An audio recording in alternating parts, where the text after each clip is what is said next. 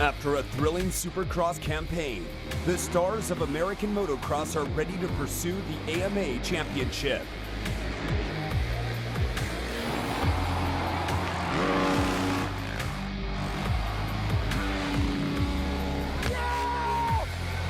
The rivalries that have built up over a 17-race season in the stadiums will only get hotter as 12 rounds of Lucas Oil Pro Motocross transitions from spring to summer. Look at that, McElrath! Wow! I don't think Jeremy was even thinking about McElrath. Joey Savacci's going to do it the right way. He goes 1-1 at Hangtown. Wow, Cooper Webb, your 2016 champion. The journey to a championship begins today at historic Hangtown, and it's live on MAV TV.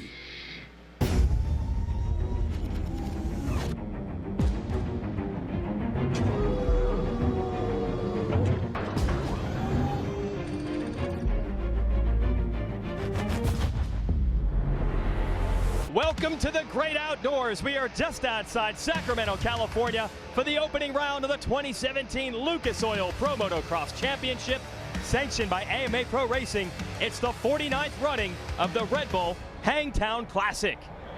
Hello everyone, Jason Wygant, joined by two-time Hangtown race winner and multi-time motocross and supercross champion Grant Langston. We're expecting a wide open battle this year in Lucas Oil Pro Motocross. First, our defending series champion Ken Roczen out with an arm injury suffered in January during Monster Energy Supercross. And then things changed in a completely different direction. Ryan Dungey, a four-time champion of the series, a title contender, chose to retire this week in a bombshell announcement. I want to thank you all for coming out. You know, it means a lot to have you all here for this moment. It's definitely hard to believe that this day has come. But after a lot of thinking and praying over the last several months, today I announced my retirement from racing professional supercross and motocross. This decision has not been an easy one. My whole racing career has been a blessing. Racing started out as something my brothers and I did for fun. Back then I never dreamed I could make a living racing dirt bikes. Even if I thought I could, no one would have expected a kid from Minnesota to make it. I hope I've contributed enough to help make our sport better off than when I came in. Through this journey, I've learned that my job on the track is important, but who I am off the track is equally, if not more important.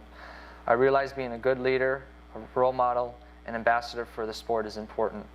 My hope is that I've been a good example and inspired others to know that anything is possible if you never give up and always give it your best and believe. Even if you're a simple kid from a small town in Minnesota just like me, if you dream big, work hard, and believe in yourself, big things can come your way. Again, a huge thank you to everyone who has been a part of this journey with me, and I'm so very grateful and blessed. Thank you. So Dungey just wrapped up the Supercross title, his third straight 2 weeks ago. He's out, Roczen's out. They're just here to sign autographs today, not racing, so it leaves a huge void in the 450 class. Well, believe it or not, we say Eli Tomac's a favorite, but he hasn't won this championship before. And then again, Marvin Musquin, you're now the #1 guy. All the pressure's on him. KTM want results. I think he's going to step up and make this a really good series. Let's show you how we go racing here in motocross, the 411. We'll have two classes racing today, 250s, and then we'll have the 450 class with the riders we were just talking about, and each class races 2 times, and we average out the finishes of both races in both classes to determine a pair of overall winners for the afternoon. And we will start the day with our 250 class. So we'll be back to talk a little bit about that as the 250 riders head to the starting gate. And we'll be racing as the 2017 season is about to get underway.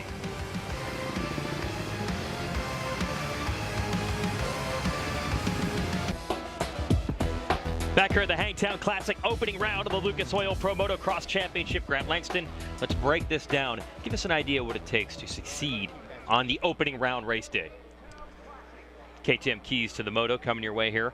And the opening round is always tricky because there's so many things that are different than the other 11 rounds of a 12-race championship, mostly the nerves. Absolutely. The first thing you want to do is get a good start. That makes life a lot easier. And yes, opening round jitters. A lot of these guys will have that. They're excited, they're enthusiastic, but you got to calm those down. And if you can, get into a good race rhythm. It's very easy to start making mistakes and overriding because you're overexcited. Do all 3 of those things. I guarantee you'll come out here a happy man. All right, let's find a happy woman down on the starting line. Georgia Lindsay, give us an update. Yes, I am definitely happy. I can't believe it's the first round of the season, and now there is one guy that we're all going to recognize, the number 6, the previous champion of Jeremy Martin. We normally see him on blue. However, he has moved over to the Geico Honda. It's a new year, new bike. Last year, he did not complete the rest of the season due to his health, but he's better. He's ready for this year. But unfortunately, 2 months ago, he did crash on his Honda. He really made his back pretty sore, but he said, you know what, I've got to keep riding. I've got to keep my fitness and my health up. So he's ready to go. He's on the starting line. So let's see what he can do on the new bike. Yeah, thanks, Georgia. We're going to show you a tour of Hangtown here with our MX versus ATV track map. This is where Jeremy Martin and the rest of the boys are going to do some battle. Yep, most of the track is the same as last year. Drop that gate, sweep into the first turn, and get that motosport.com whole shot right-hander. Got to get over this jump clean, especially on the opening lap. Then down to the lower part of the track. This is a choppy, off-cambered left-hander. A lot of line selection. Then over the big Mo, the hip jump, named after one of the famous track workers. In this section, a little tight, little right, left, right. All uneven and off-cambered. Then up the hill, shift through the gears, over the Red Bull, step up. That's been there forever. Make a left, get on the brakes, back down the hill, get on the throttle. Very hard braking zone down here. Great passing opportunity. Step over this jump, then get your weight back. We saw a lot of riders struggling in practice to get a good rhythm through these rollers. Another great passing spot. Get to the top, turn left, jump back down the hill.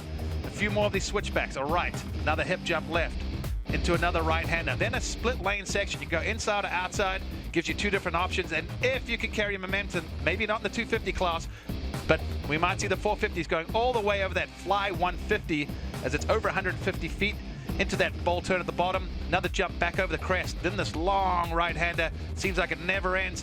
Sharp left with a kicker step up the hill. Land, left again, drop back down. Now you come in front of where we have a massive crowd on hand today. Through the half pipe. We've seen guys banking on both sides. Over the old finish line jump. Past the mechanics area. One more right-hander, and that's a lap here at Hangtown. That's an animated lap. Let's show you what it's like on the bike with our Garmin course preview. Yeah, on board here with Jeremy Martin from practice a little bit earlier. This is the latter part of the track. This is that turn. Big step up the hill. About 2 or 3 stories up. Hugs the inside. Back down. Here on the rev limiter. This is where all the fans will be piled up against the fence. And then this goes into the half pipe.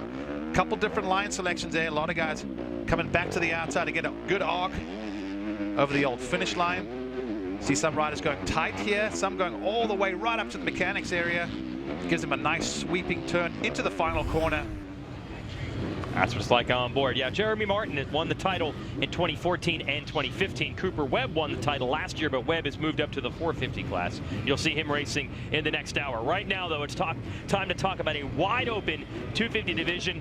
Probably a dozen riders could hold the #1 plate at the end of this season, and it wouldn't shock anyone. There are that many riders that are legitimate championship contenders, and we are within 20 seconds of dropping the gate and dropping the hammer for the first time outdoors in 2017. In qualifying, Zach Osborne, little momentum coming off a Supercross championship in 250 East. He was your fastest qualifier. That's your fly 32nd board. It's sideways. The revs are up. The gate is down. That was a quick gate drop right there. Maybe caught some riders off, but look, great start. Is that Cian Cirillo? And the 36 is out front. One of the Troy Lee KTM riders in there is that Oldenburg on the 28. Trying to get in the mix, and then it's Osborne down to the inside. But right now, Adam Cian Cirillo's got your first whole shot of the year. No, that's actually the rookie, the 129. First pro race. Wow, that's a big shakeup, and we've seen it happen so many times. Sean Cantrell, another rookie, choosing the opener of Motocross to make his professional debut. He's off to the races quite well in second. That's exactly what he wanted to do. He's on a KTM, and he got the KTM keys to the moto, getting a good start.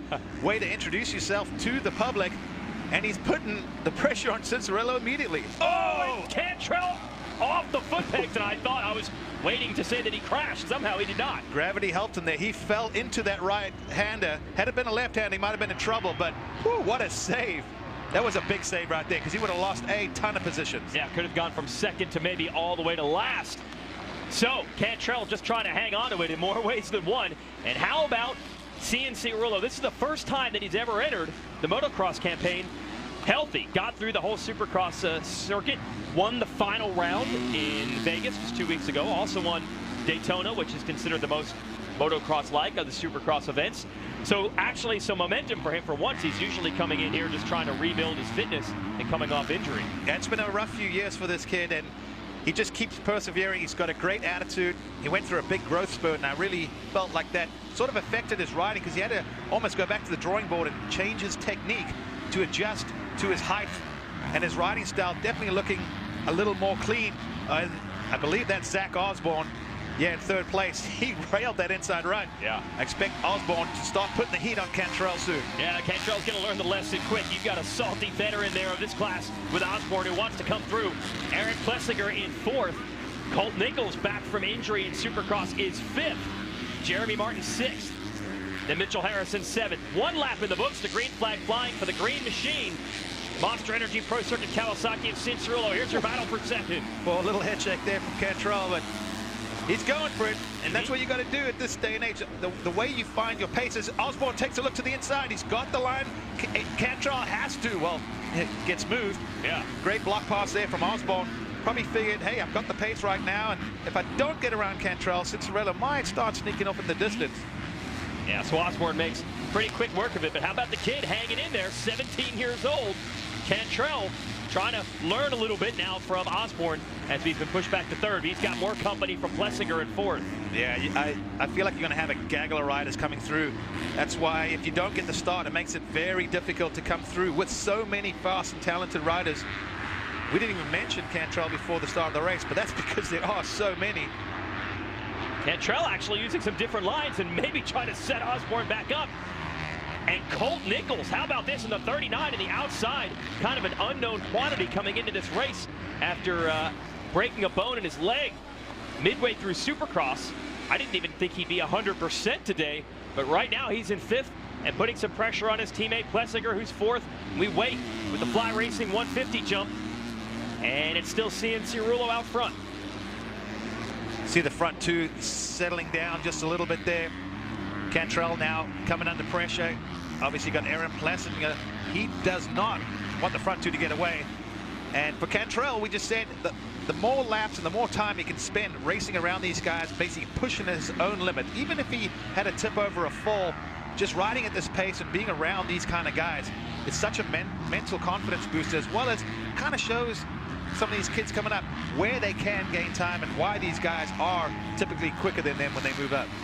And he's under serious fire right now from Plessinger.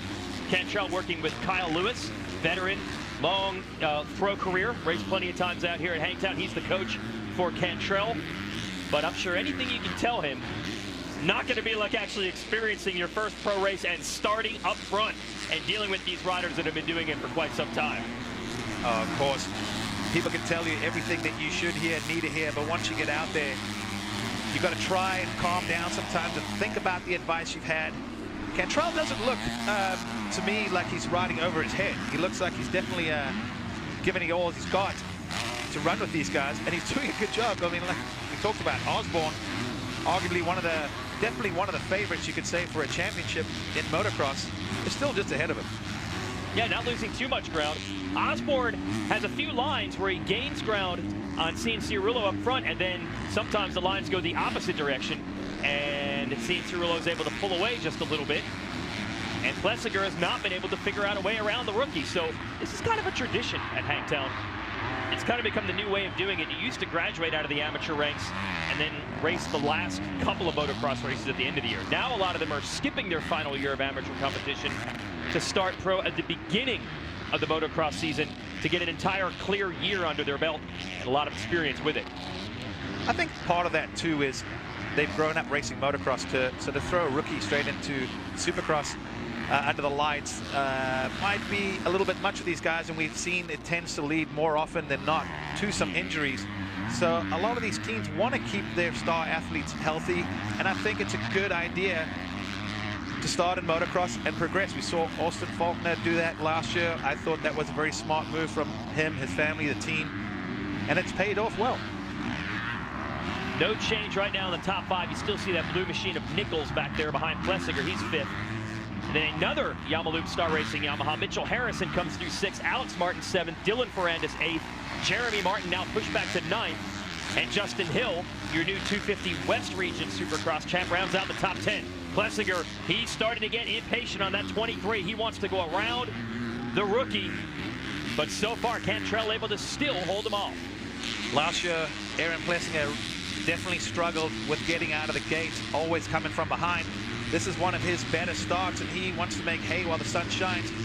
And these guys are smart. They're always looking a little down the track and seeing maybe that gap slowly just starting to stretch out. And I'm not saying that you start panicking, but you don't want those guys to get too far away, because even if you have the same sort of pace, it makes it just that much tougher to go and run them back down. Well, Plessinger only has to worry so much. It's not like Cantrell, as you mentioned a lap ago, is losing a ton of ground to your lead duo. Seeing Cirulo and Osborne, yeah, there they are. They're still in sight. So the kids running the pace so far. As you mentioned, kind of shades of Austin Forkner last year, Cooper Webb a couple years before that. And of course, the gold standard is Eli Tomac, who won this race at Hangtown in 2010 in his first pro race. So we've seen a lot of different things happen on this racetrack. The opener always leads to unpredictable results.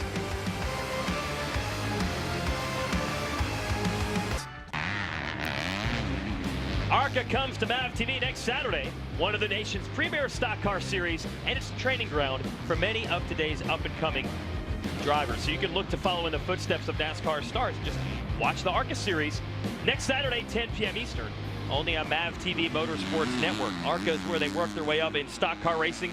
This is how you work your way through in motocross. You start at the amateur level, like Sean Cantrell, who's running 4th right now, graduated into the pros, and you start here in the 250 class. Adam Cirulo starting it the right way with our motosport.com hole shot. Let's show it to you.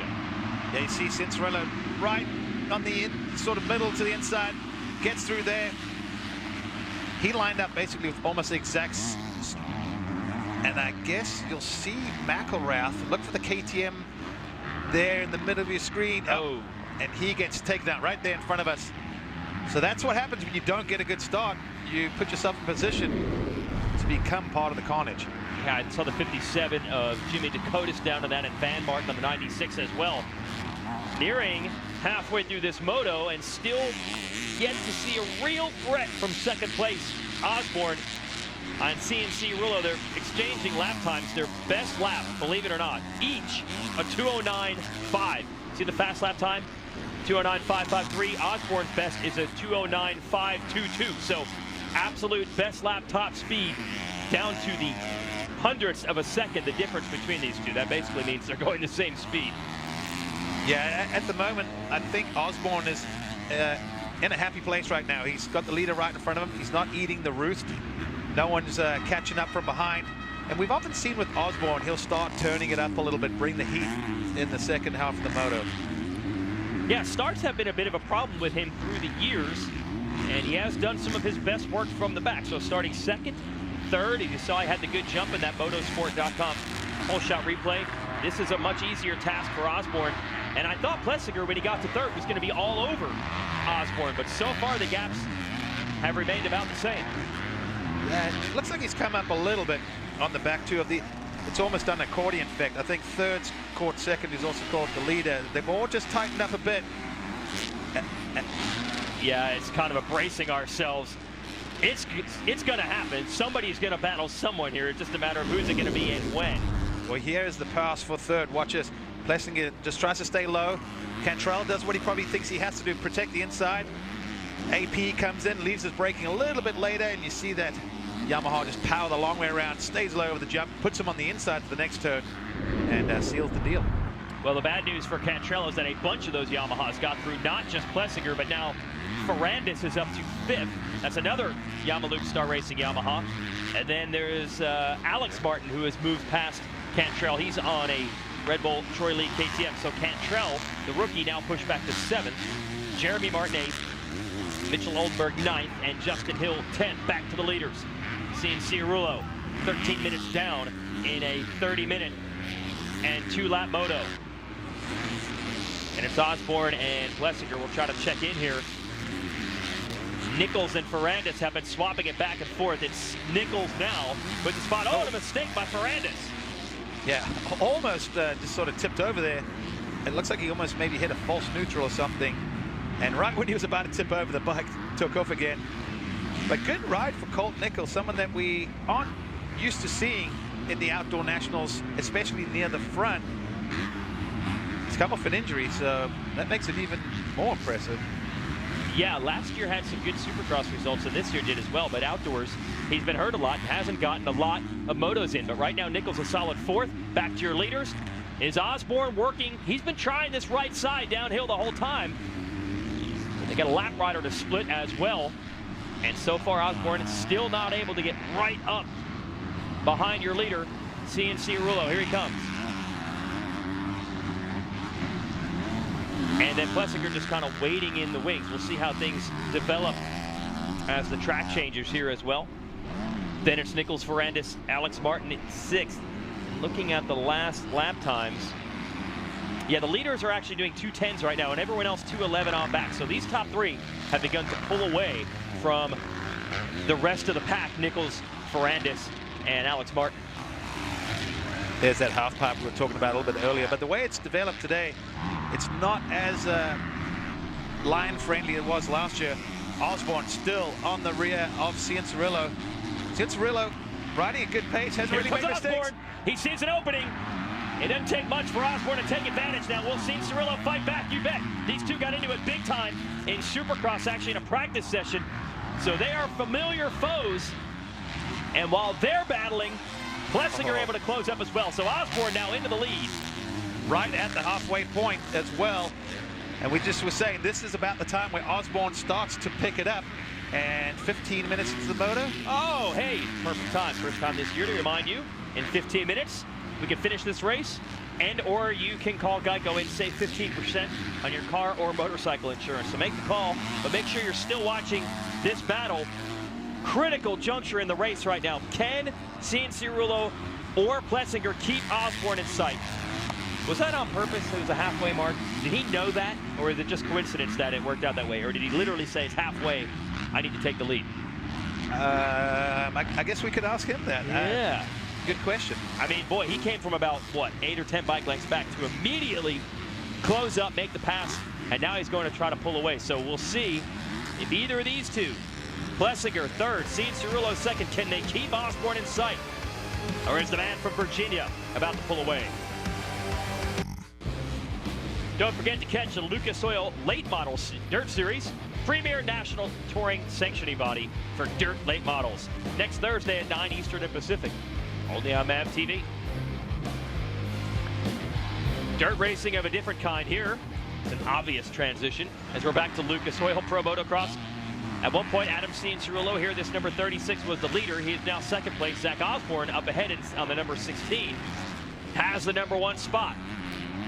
Yeah, Osborne put some ground very quickly, or distance between them. You see, man, it almost looks like maybe the gap may have shrunk a bike length or 2 since the last lap. Plessinger was all over the back of Cianciarulo, and not sure if maybe he made a little mistake somewhere, or if Cianciarulo just kind of picked it back up. But now they're spread out, all 3 of them, almost evenly. Then a decent gap back to Nichols, who is still running a fantastic race in 4th. I see that number 23 bike that Plessinger's trying to hold on to with the feet coming off the pegs in these ruts. Earlier this weekend, Georgia Lindsay got a chance to learn some of the tricks of the trade with Plessinger's mechanic. It's our Motion Pro What's in Your Toolbox.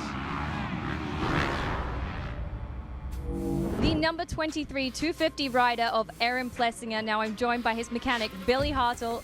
Billy, between motos, practicing, when you're at the races, what's the main thing that you check on the bike to make sure everything's good to go? You got to make sure that the chain slack and everything is really good. It's probably really important. You don't want to have any chain derailment or anything like that going on, and keep everything wearing properly. And so Motion Pro came out with this slack setter chain tool. It gives you like a real measurement, not just guessing with like fingers and things like that. So just it's a valuable tool. And that's something you check between motos, and every time you're basically checking over the bike. Yeah, every time it comes off the track, it's got to get checked. So it's definitely a valuable tool, and it's new. They just came out with it, and it helps a lot. All right, thank you, Billy. Yeah, as Billy alluded to there, the old way was, it's Two maybe fingers, 3 fingers, 2 fingers. fingers. That seems like it's good enough. This way, it's a much more accurate measurements. So a cool product that Motion Pro's putting out there and trying to help all these Yamaha guys. And they're all information. You see Ferrandis back here on the 108 coming through the corner. He's finally got around. Nichols, yeah, so Ferrandis, here he is in the 4th. A lot of buzz on the Frenchman, who's new to the United States this year. Great season in Supercross considering he was new to it. But Motocross, because of the Grand Prix Tour in Europe, a lot more familiar to him. So a lot of people thinking Ferrandis could be a contender, and he's running a solid 4th right now. Yeah, great way to get his season underway. I think a top 5 at the opening round, he's got to be happy with that. I'm sure maybe he expects something a little bit different. But he doesn't have a lot of time at this place. It's new. We talked about the jitters. Just being in America, you know, a lot of people in France and Europe have said, you know, go over there, do well, make us proud. So he's probably also got a little weight of that on him. Oh, weight right there, bottoming out that jump. Yeah, all the weight went into the ground. Yeah, you just overjump a jump slightly, and I kid you not, it's a difference between the bike soaking it up or to blowing through and then like losing the feet.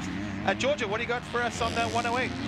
Yes, you guys were just saying, you know, he's got his buddies over in Europe and France, and he comes over to America, and they're just seen as two huge different types of sports almost in a way, because the tracks are so different. You know, sending American over to Europe or European over to America, it's a completely different way of riding, and the tracks are different, as you know, Grant. But for him, it's a new country, a new language, a new lifestyle he has to learn, and that all takes a toll on you as well. So right now, seems like he's got everything put together.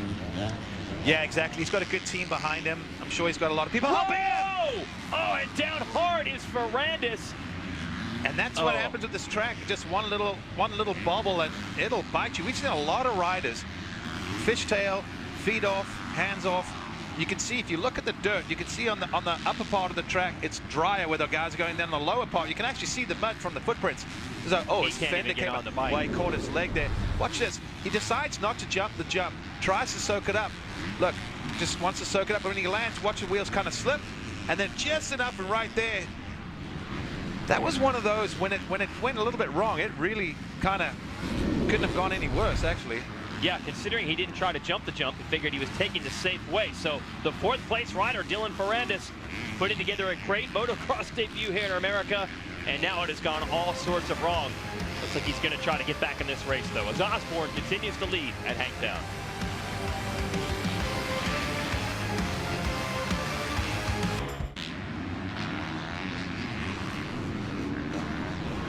Back here at the Red Bull Hangtown Classic, Zach Osborne continues to lead. That was a nice little pop there, a little wheel tap. Yeah. I saw Plessinger do that a little early in the race, and then he sort of stopped doing it. And I think he actually showed Osborne that line. Now, we've been tracking the gap between Osborne and the 2nd place rider, CNC Rullo. Osborne passed him, quickly started to pull away, and then it stayed the same for a couple of laps. And now the last lap, he started to pull it back out. So maybe he realized that the Kawasaki rider was starting to match him, and he got the memo and picked it back up. Well, if you look at Osborne's race pace right now, it's got a lot of intensity. He's putting that bike where he wants it. He's using the body to get the wheels on the ground, to flick it left, flick it right. Got to say that I think working with Alden Baker for this kid has been the best thing that's happened to him. He looks strong. He looks, Jeremy Martin, who had climbed up to 6th place, your 2-time series champ, has problems, and I don't know if he can get the bike restarted. That almost looked like mechanical. Yeah, you see he's twisting the throttle, and he might be done. So J-Mart might start the year with a 0 as far as points are concerned. And we heard it not crash, actually just stall the bike and cannot get it going. Well, that's what I'm wondering. Top of the screen, comes up. It died. Yeah, he was lands. coasting down the hill. Yeah, that looks mechanical to me. Yeah, I think it's terminal. He had no drive going down the base of that jump, and it just coasted to a stop. So, what a shakeup already. All playing in the favor of Zach Osborne, who had so much momentum coming into this with the Supercross Championship. But you have to respect what Jeremy Martin has done in this series in the past, and his ability to turn it on once we get to the motocross circuits. But Right now, Jeremy Martin looking at no points scored in the first moto of the year. That's a big hole to climb out of. While Osborne is doing here outdoors exactly what he did in Supercross this year, winning races. Let's see if he does this little wheel tap. Nice. So smooth. Going around the rough stuff, carrying his speed. He looks... This is a guy we're going to have to take seriously all season long. I don't see this just being a fluke. I feel like this is going to be a little bit of a trend. He came through in Supercross. He rode strong all season. He looked fast. He looked confident. Same as he does right now. But on our press conference day here on Thursday at the track, I asked him, now that you're a Supercross champ, do you feel that that's your strength, or are you more of a motocross guy? And he said, honestly, I feel like motocross comes more naturally to me. So really, what he's saying is, as well as he did in Supercross, there's no reason to think he can't do that again here outdoors, and at least serving notice now. He's pulling away from Cianciarulo rather quickly at this point. It was 1.9 seconds just 2 laps ago, and now it's 5.3 because he's running about 1.5 seconds a lap faster. But the good news for Cianciarulo there, he has pulled away from Plessinger at an even more rapid rate. See, there's Plessinger coming through, so he's lost a lot of ground back in third. Yeah, maybe he just didn't quite have that rhythm that he would have liked for, because watching him right now, this is not his best. You can tell he's, I don't want to say settling, but he's definitely just toned it down a little bit. Now we see on that Troy Lee Designs Red Bull KTM coming into the picture. That's Alex Martin, brother of Jeremy, and he's starting to pick the pace up as well. Yeah. His last lap around, a 2:12, putting him basically matching Osborne's time, but quicker than the other 3 in front of him. Yeah, Plessinger had a really rough lap at 2:16 the last time around. Yeah, he's basically... He took a big chunk out on that lap. Absolutely, 4 seconds faster, but there should be only 2 laps to go from here. So can he bridge the gap? He's 5 seconds back on Plessinger. He was 4 seconds faster the last time around, but that might have been a bad lap for Plessinger. We'll see if he can get back on pace. So Alex Martin, hold on to that pig. Little mistake there. End up scoring no points like the bro. Foot pegs kind of drug in there. Those ruts are getting kind of deep through those rollers. So as they're wheeling onto the face, them stand up to the suspension, compresses, and kind of catches the foot pegs. Might get an idea of the gap here. There's Plessinger. Here is Alex Martin. Battle for podium spot in this first moto of the season. And Alex is second in the championship last season and won 2 overalls. Even held the points lead at one point. This was a career journeyman privateer. Was often struggling for a ride year to year. Finally had a breakthrough in 2015 with a Yamaha support ride, Cycle Trainer Rock River team. Then got promoted to the full factory Yamaloop Star Racing Yamaha team a year ago and put in a fantastic season. And got picked up by this squad. Troy Lee Designs, Red Bull KTM. Question is, can he do what he did last year again this year? I think A-Mart's proving that last season was no fluke. He's here to fight for a championship again. And you would think so. I mean, if he was the runner-up and Cooper Webb's gone, on paper, you could say he's the favorite. Maybe not a lot of people would think that way, but I put him in there as someone that knows how to win. And if he puts the pieces together, there's no reason why he can't go and do the whole deal by taking the championship. We said it over and over again. There is so much depth, so much talent in this class. I think we're going to see a lot of different winners this year, and that's going to make things extremely exciting.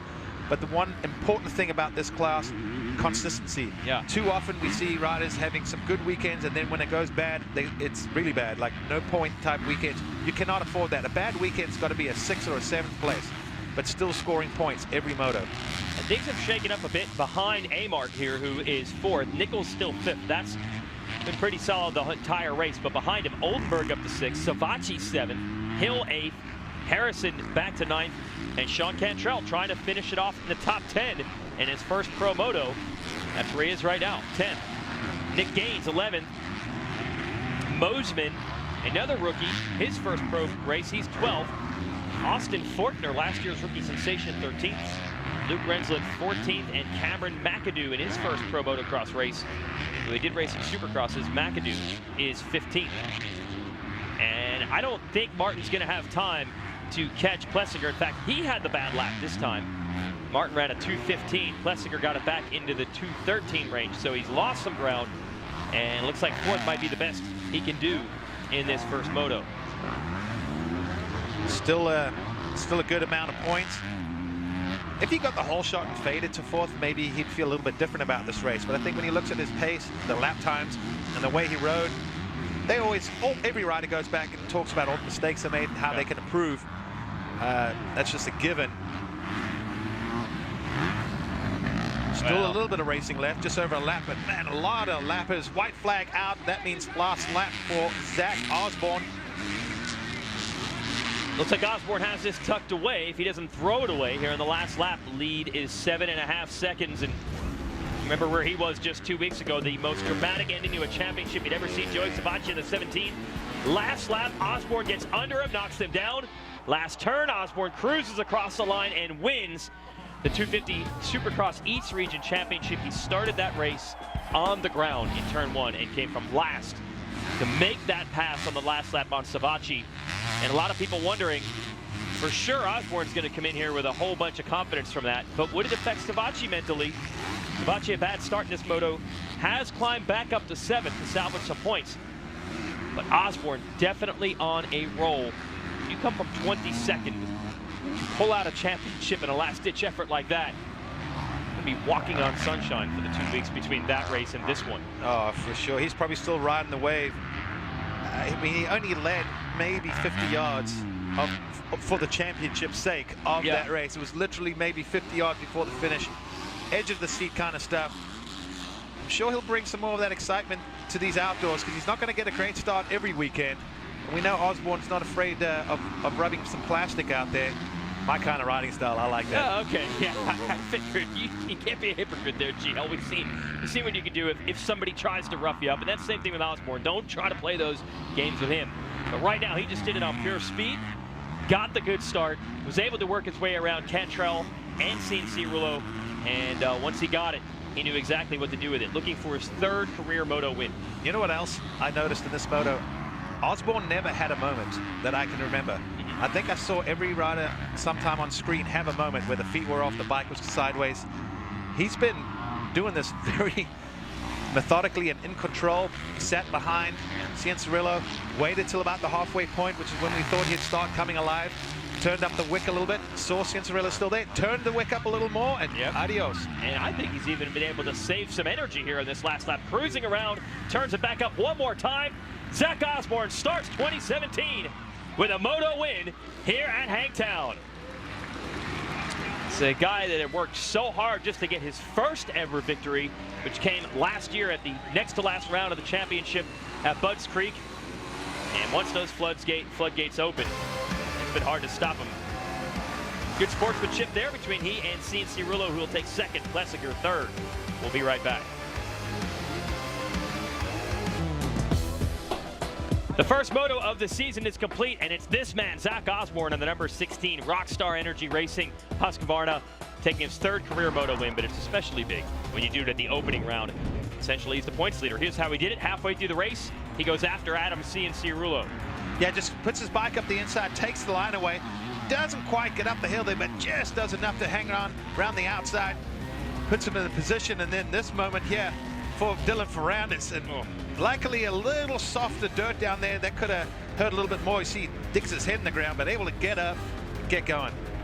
Yeah, Ferrandis did get back into that race. That was good to see. And then Jeremy Martin, 2-time series champ, obviously one of the contenders this year. His bike died just past the halfway mark of that moto, and that was it for him. He was out, didn't score any points. Osborne scored the max. He wins the first moto of the season.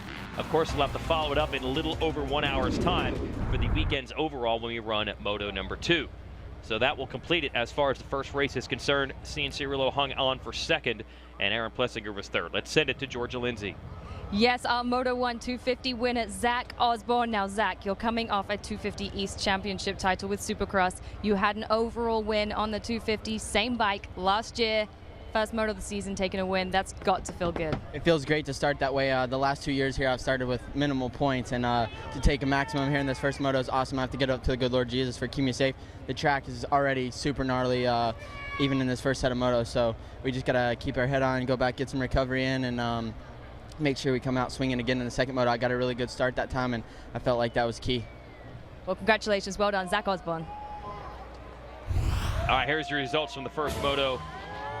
Martin, good charge from the back. Alex for 4th.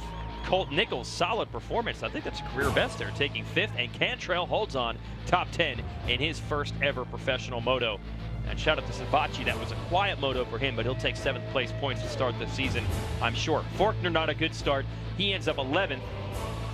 Michael Mosman in 12th. That was a good run, another one of the rookies, and we'll go back to Georgia.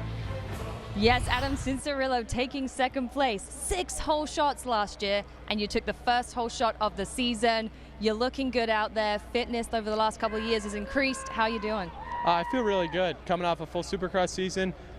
In the past, I've kind of been coming into outdoors a little bit under the gun, and I feel more prepared this time, and was able to show with that good start in the first moto.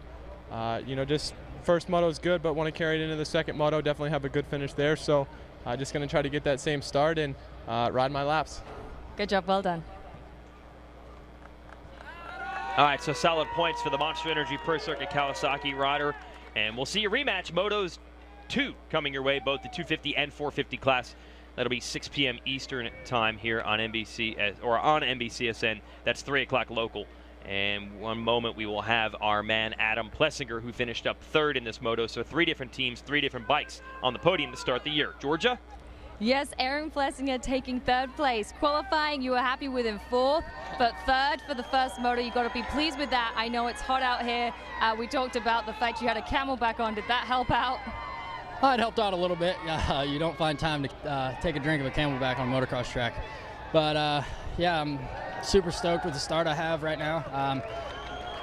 Oh yeah, I'm speechless. It's pretty hot out here, and it was a great race. I'd just like to give it up to the whole Star Racing Yamaha team, FMF, Thor, Parts Unlimited, Alpine Star, 100%, Bell, Toyota of Escondido, Dunlop, Rockstar, everybody else, my family, everybody back home watching, my grandma, Dr. G, and everybody else. Thank you very much. Congratulations, Aaron. Wow, that's great. We got a Husqvarna, Kawasaki, and a Yamaha on the podium. That's right, and these kids got 1 hour to recover for a second moto on a track that'll only be rougher, and the weather will probably be a little hotter next time. So good luck, boys. We'll be right back.